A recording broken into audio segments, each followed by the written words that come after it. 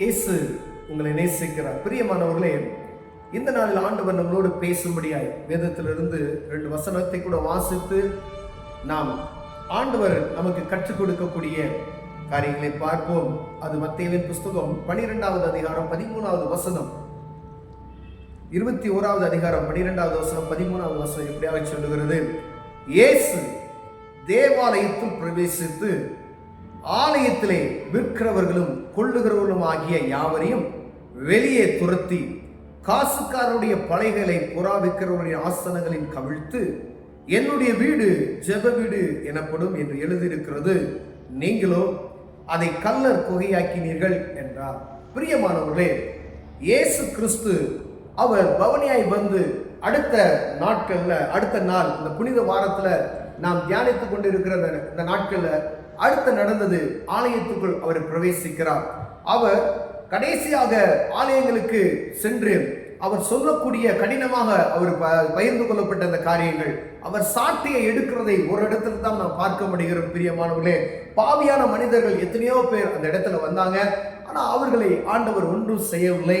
ஆனால் அவர்களுக்கு மன்னிப்பை அருளினார். ஆனால் கடைசியாக அவர் தேவாலயத்துக்கு அநேக முறை வந்தார். ஆனாலும் அவருடைய நாட்கள் நிறைவேறப் போகிறது என்று நினைத்து அறிந்து இந்த பாடுகளை அனுபவிக்க போறோம் என்று சொல்லி ஆண்டவர் கடைசியாக அந்த ஆலயத்துக்குள் பிரவேசிக்கும் பொழுது அங்கு புறா விற்கிறவர்களையும் அங்கு நடக்கக்கூடிய வியாபார ஸ்தலங்களையும் பார்க்கிறார். ஆலயத்திற்குள்ளாய் அங்கு காசுகள் வாங்கப்படுகிறது, கொல்லப்படுகிறது அப்படி என்று சொல்லி அநேக விதமான சடங்காச்சாரியங்கள் அந்த நாட்களில் இருந்தபடியினாலே பாவ மன்னிப்பு அந்த காரியத்துக்கு பணம் கட்டுறது, இப்படிப்பட்ட அநேக காரியங்கள் இருக்கு. பணப்புழக்குகள் அந்த ஆலயத்தில் அதிகமாக இருந்தது நிமித்தமாய் ஆண்டவர் கோபப்படுகிற ஒரே ஒரு இடம் அந்த இடத்துல மாத்திரம்தான். பிரியமானவர்களே, அவர் எங்கும் கோபப்படுகிறதை நாம் பார்க்க முடியாது.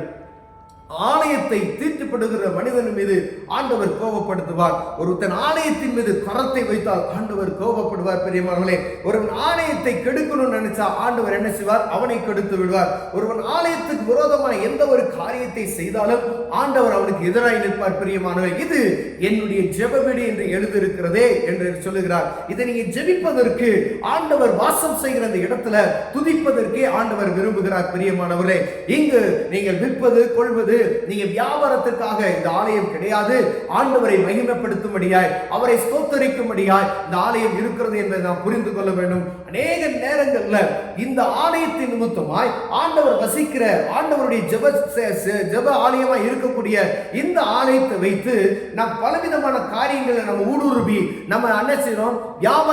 வியாபாரங்களை உள்ளே கொண்டு வருகிறது. நம்ம அந்த காலத்திலே நடந்திருக்கிறது. நம்ம ஆண்டவர் ஒரு சில காரியங்களை அறுப்பின் பண்டிகை அப்படின்னு சொல்லப்படுகிற அந்த அறுப்பின் பண்டிகையில அந்த எங்க நம்ம வியாபாரத்தை செய்ய வேண்டுமோ அங்கதான் செய்யணும். அதை ஆலயத்துக்குள் கொண்டு வரக்கூடாது. வெளியில வச்சு கிரவுண்ட்ல வச்சு அறுப்பின் பண்டிகை அனுசரிக்கணும். நம்ம பொங்கல் எல்லாம் செலிப்ரேஷன் பண்றோம் பார்த்தீங்களா? அதே போல அறுப்பின் பண்டிகை இது என்ன, விவசாயிகளுக்காய் ஆண்டவர் அந்த நாட்களில் உருவாக்கப்பட்டது.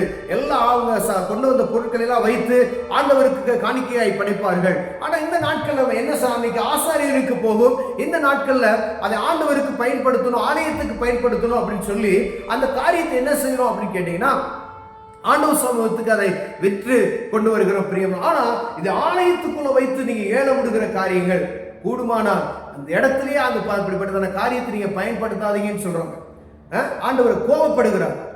அவருடைய எல்லா காரியத்தை தள்ளி போடுகிறதை கோபப்படு சாட்டை எடுத்து அடிக்கிற ஒரு இடம் இந்த ஆலயத்தினுடைய காரியத்தில். பிரியமானவர்கள், ஆண்டவர் கோபப்படுகிற ஒரு இடம். ஆலயத்தை யாராவது கெடுத்தால், ஆலயத்துக்குள்ள ஆண்டவருக்கு விருப்பமில்லாத ஒரு காரியத்தை யாரு செய்தாலும் ஆண்டவர் கோபப்படக்கூடிய ஒரு காரியத்தை நாம் பார்க்க முடிகிறது. பிரியமானவர்களே, நீங்க ஆலயத்துக்கு போங்க, ஜெபம் பண்ணுங்க. ஆலயத்துல தேவையற்ற காரியங்களை செய்யாதபடிக்கு நீங்கள் கவனமாக இருக்கும்படி ஆண்டவர் விரும்புகிறார். ஒருவேளை அநேக நமக்கு என்ன செய்யணும், ஏதாவது இப்ப சேல்ஸ் எல்லாம் போடுவோம், இது நிமித்தமா வரக்கூடிய காணிக்கை எங்க ஆலயத்துக்கு வைப்போம் அப்படின்னு சொல்லி. இப்ப நம்ம கேண்டில் வைப்பாங்க, ஆலயத்துக்குள்ள அதை செய்யக்கூடாது. நீங்க வெளியே வச்சு அப்படி செய்யறாங்க பாத்தீங்களா? அப்போ இப்படிதான் ஒவ்வொரு காரியமும். நாங்க இன்னைக்கு ஒரு மிஷனரி காணிக்கைக்கு நாங்க ஒரு பொருள் செய்யறோம் அப்படின்னு சொல்லி அதை செய்யறாங்க பாத்தீங்களா? இதை அங்கு செய்யக்கூடாது. ஆலயத்திற்குள் வைத்து செய்யாதபடிக்கு அது தள்ள புறமே தள்ளப்பட வேண்டும். அதெல்லாம் அதே போல அநேக காரியங்கள் நாம் சொல்லிக்கொண்டே போகலாம். ஆண்டவருடைய ஆலயத்தில் இருக்கக்கூடிய இடத்தை விற்கிறது, பலவிதமான காரியங்கள், அதை வாடகைக்கு விடுகிறது, இப்படிப்பட்டதான காரியங்களை ஆண்டவர் பார்த்தால் ஆண்டவருடைய கோபாக்கினை இந்த சன்னதியின் மீது தொடரும் என்று வேதம் சொல்கிறது. பிரியமானவர்களே, ஆண்டவர் கோபப்படுவார் என்பதை நீங்கள் அறிந்திருந்தும் அதை மீண்டும் மீண்டுமாய் நம்ம செய்து கொண்டு இருக்கிறோமே. ஒரு மனதுல ஒரு நம்ம பயம் இல்லாதபடிக்கு, கடவுளுடைய பயத்தை அறியாதபடிக்கு, அந்த பயம்னா என்னென்ன, கர்த்தருடைய பயம் என்ன என்பதை நம்ம உணர்ந்து கொள்ளணும் முதல். அப்ப இந்த காரியத்தை நம்ம என்ன செய்ய மாட்டோம். அதை தலைமைத்துவத்தில் இருக்கிறவங்க முதல் என்ன செய்யணும், வேத புத்தகத்தை வாசிக்கணும், ஆண்டவருக்கு பிரியமாய் நடக்கணும். அப்பதான் அவங்களுக்கு என்ன செய்ய முடியும் தெரிகிறோம். ஒரு சபை இருக்கிறதுனா அங்க மூப்பர்கள் இருக்கிறார்கள், நல்ல பெரிய போதகர்கள் இருக்கிறார்கள், அங்க வர்ஷிப் லீடர்ஸ் இருக்கிறாங்க, நல்ல பிரேயர் பண்றவங்க எடுக்கிறாங்க அப்படின்னா அவங்களுக்கு முதல் என்ன செஞ்சிருக்கணும், நல்ல ஆண்டவருடைய வார்த்தையை அறிந்திருக்கணும், வேத புத்தகத்தை வாசித்திருக்கணும், கொஞ்சமாவது அவர்கள் தேவ சமூகத்தில் அமர்ந்து ஜெபிக்கிறவர்களாய் காணப்படும்படி அழைக்கப்படுகிறார்கள். அப்படி இருக்கிறவங்களுக்கு தான் இதை செய்யணும், இதை செய்யக்கூடாதுன்னு தெரியும் அவங்களுக்கு. ஒருவேளை இந்த காரியத்தை தெரியாத ஒரு ஆட்களை கொண்டு வந்து சபையை நடத்துவதற்கு, இல்ல சபையில மூப்பராய் வைப்பதற்கு இப்படிப்பட்ட காரியத்தை நாம் செய்வோமையானால் ஆண்டவர் என்ன செய்வார், பார்த்து கொண்டு சும்மா இருக்க மாட்டார். ஏன்னா ரட்சிப்பின் அனுபவம் கிடையாது, ஆண்டவரை பத்தி எந்த காரியம் தெரியாது, வேதத்தை பத்தி உனக்கு எந்த காரியத்தையும் தெரியாது. ஆனா ஆலயத்தில் நம்ம விற்பதற்கும் ஆலயத்தினுடைய பொருட்கள் அங்க வந்து வியாபாரம் பண்ணுவதற்கும் ரொம்ப உற்சாகமா இருக்கிற காரியத்தை நாம் பார்க்க முடிகிறது. அப்படிப்பட்ட காரியம் ஆண்டவர் விருப்பமில்லை என்பதை அறிந்து கொள்வதற்கு நம்ம வேத புஸ்தகத்தை வாசிக்கணும்.